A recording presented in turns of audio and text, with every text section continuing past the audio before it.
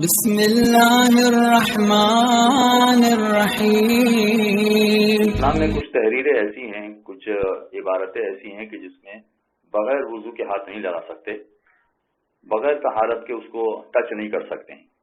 مثلا قرآن مجید کی آیات ہیں، انہیں بغیر طہارت کے اور بغیر وضو کے ہاتھ نہیں لگا سکتے۔ یہاں تک کہ قرآن مجید کے زیر زبر پیش ہیں یا تجدید ہے یا جزم ہے، ان کو بھی بغیر طہارت کے اور بغیر وضو کے ہاتھ نہیں لگا سکتے ہیں۔ اور خواتین اگر اپنے مخصوص ایام میں ہیں تو وضو کے ساتھ بھی ہاتھ نہیں لگا سکتی، اس لیے کہ اگر وہ وضو کر بھی لیں تب بھی ان کو طہارت حاصل نہیں ہوگی۔ وضو کرنے کے ممکن ہے دوسرے فوائد انہیں مل جائیں، مگر قرآن مجید کی آیات کو وہ ہاتھ نہیں لگا سکتی کسی صورت میں بھی۔ اور اگر عام افراد ہیں تو ان کو وضو کرنا پڑے گا، وضو کے ساتھ قرآن کی آیات کو ہاتھ لگا سکتے ہیں، بغیر وضو کے ہاتھ نہیں لگا سکتے۔ ہاں، اگر قرآن مجید کا ترجمہ کیا گیا ہے، کسی بھی زبان میں کیا ہوگا، اردو میں، انگلش میں، کسی اور زبان میں اگر اس کا ترجمہ کیا گیا ہے تو ترجمے کو ہاتھ لگانے میں کوئی قباحت نہیں ہے۔ لفظ عربی جو اللہ کا نازل کردہ کلام ہے، جو عربی زبان میں ہے، اس کو بغیر طہارت کے ہاتھ نہیں لگا سکتے، مگر ٹرانسلیشن کو ہاتھ لگانا چاہیں تو کوئی حرج نہیں ہے۔ ہاں، مگر ٹرانسلیشن میں بھی اگر کسی مقام پر لفظ اللہ آ جاتا ہے یا اللہ کی مخصوص صفات آ جاتی ہیں تو اس کو بغیر طہارت کے اور بغیر وضو کے ہاتھ نہیں لگا سکتے۔ اور فقط ٹرانسلیشن کا مسئلہ نہیں ہے، وہ ٹرانسلیشن کے علاوہ بھی اگر اخبارات میں، بچوں کے کورسز میں یا کسی اور مقام پہ مثلا لفظ اللہ اور اللہ کی مخصوص صفات کا تذکرہ آ جاتا ہے تو اس کو بغیر وضو کے ہاتھ نہیں لگا سکتے۔ اور جب جہاں لفظ اللہ میں کہہ رہا ہوں تو اللہ کا ٹرانسلیشن جن جن زبانوں میں ہو رہا ہے اس کو بھی ہاتھ نہیں لگا سکتے۔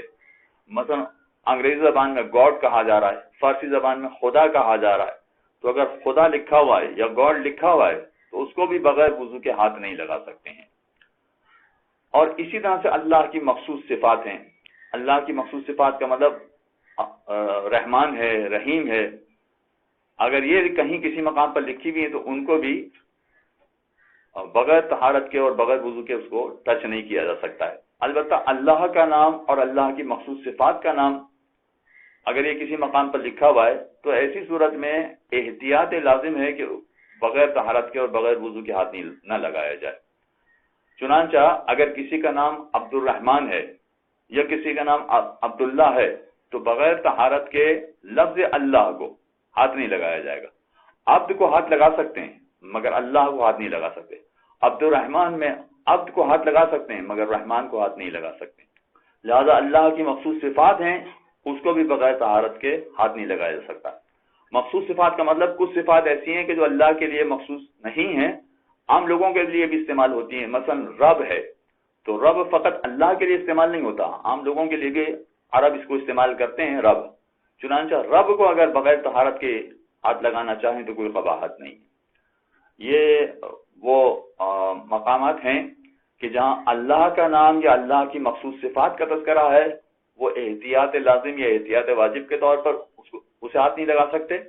اور جہاں تک قرآن کی آیات کا تذکرہ ہے تو وہ تو فتویٰ ہے کہ اس میں بغیر طہارت کے اور بغیر وضو کے ہاتھ نہیں لگا سکتے۔